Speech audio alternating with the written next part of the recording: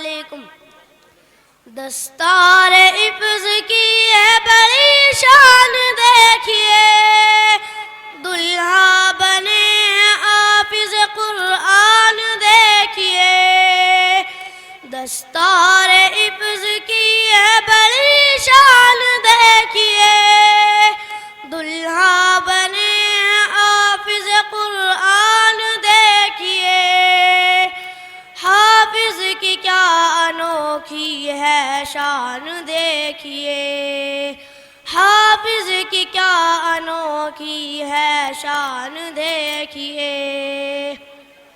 قیمت لگا سکے گا بھلا کون اب تیری، قیمت لگا سکے گا بھلا کون اب تیری. السلام علیکم. الحمد للہ رب العالمین والصلاة والسلام علی سید الانبیاء والمرسلین وعلی آلہ وصحبہ اجمعین. اما بعد فاعوذ باللہ من الشیطان الرجیم. بسم اللہ الرحمن الرحیم. ان هذا القرآن یہدی للتی ہی اقوم. صدق اللہ العظیم. معزز حاضرین مجلس و خواتین اسلام، ابھی میں نے جو آیت آپ کے سامنے تلاوت کی ہے اس کا ترجمہ یہ ہے: قرآن اس راستے کی طرف لے جاتا ہے جو سب سے سیدھا راستہ ہے، اور خوشخبری سناتا ہے ان لوگوں کو جو ایمان لائے اور عمل صالح کیا کہ ان کے لیے بڑا اجر ہے، اور جو لوگ آخرت پر ایمان نہیں رکھتے ہم نے ان کے لیے عذاب تیار کر رکھا ہے. قرآن کریم ایسی کتاب ہے جس میں شک و شبہ کی گنجائش نہیں. الف لام میم ذالک الکتاب لا ریب فیہ. یہ قرآن دنیا کی سب سے بڑی نعمت ہے. یہ قرآن رب کائنات کا مقصد اور عظیم کلام ہے. یہ قرآن رب ذوالجلال کی طرف سے عطا کردہ اور حسین تحفہ ہے.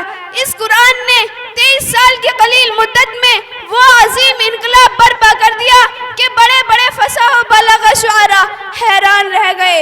انسان کو اس کی بھولی انسانیت یاد دلائی، لوگوں کو اخلاق و کردار کا سبق پڑھایا. انسان پتھروں کو پوجتا تھا اس کو خدا کا پجاری بنایا. لوگوں کے درمیان صدیوں سے جاری جنگیں خون ریزی کو ختم کیا اور اتحاد و اتفاق کی داغ بیل ڈالی. میری ماں بہنوں، قرآن کریم ایک عظیم برکت اور سعادت ہے. یہ کلام خدا بندی، معدن حیات اور سرچشمہ زندگی ہے. وہ عرب قوم جو پشت سے مردہ چلی آ رہی تھی، دنیا جس کو ذلیل و حقیر جانتی تھی، کوئی ان کو اونٹ کی مینگنیوں میں کھیلنے والا جانتا، اور کوئی ان کو جہلائے عرب کا خطاب دیتا، اور کوئی ان کو بدو گوار غیر مہذب القاب سے یاد کرتا. لیکن جب قرآن آیا تو جس کا نام جہلائے عرب تھا صحابہ اکرام ہو گیا. جن کو نفرت سے یاد کیا جاتا تھا رضی اللہ عنہم، اس کا نام خیر القرون ہو گیا.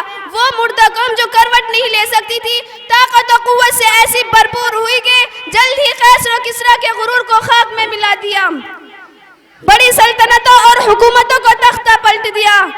قابل احترام میری ماں بہنوں، قرآن آیا تو اسی نے صحیح معنوں میں انسان کو انسانیت بخشی. قرآن آیا تو عرصے سے ٹوٹے دل جڑ گئے. قرآن آیا تو خون کے پیاسے آپس میں کریم و مہربان بن گئے. قرآن آیا تو ظالم و جابر پیکر و امن و انصاف بن گئے. قرآن آیا تو بدی و برائی کے علم بردار دنیا سے ختم ہوئے. قرآن آیا تو صداقت و امانت کا بول بالا ہوا.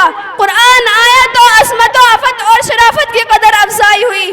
قرآن آیا تو انسانوں کے پجاری خدا کے پرستار بنے. ہاں مجھے کہہ لینے دیجئے کہ قرآن آیا تو روشنی آئی. قرآن آیا تو تاریکی کافور ہوئی. قرآن آیا تو امن و امان اور سلامتی آئی. قرآن آیا تو دم توڑتی انسانیت کو حقوق ملے. قرآن آیا تو ضلالت و گمراہی میں بھٹکتے انسانوں کو راہ ہدایت ملی. اور قرآن آیا تو دوستوں سب کچھ ملا. مگر افسوس صد افسوس، ہم نے قرآن کو چھوڑ دیا. ہم نے اس کی پاکیزہ تعلیمات کو بھلا دیا. نتیجہ یہ ہوا کہ وہ مسلم قوم جس کے سر پر عزت و رفعت کا تاج تھا، ذلت و رسوائی کے غار میں جا گری. وہ قوم فلاح و کامرانی جس کا بڑھ کر استقبال کرتی تھی، ناکامی اس کا مقدر بن گئی. وہ مسلم قوم جس کی ایک فرد کی آواز پر افریقہ کے جنگل میں رہنے والے خون خوار درندوں نے سارا جنگل خالی کر دیا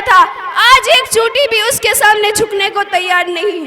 وہ قوم جو کبھی دنیا کی سب سے بڑی اور حاکم قوم تھی آج غلامانہ زندگی بسر کر رہی ہے. وہ قوم جس پر کبھی تاریخ نازل تھی آج ماتم کناں ہے. وہ قوم جس کا ماضی روشن اور تابناک تھا حال و مستقبل اس کا تاریخ ہے.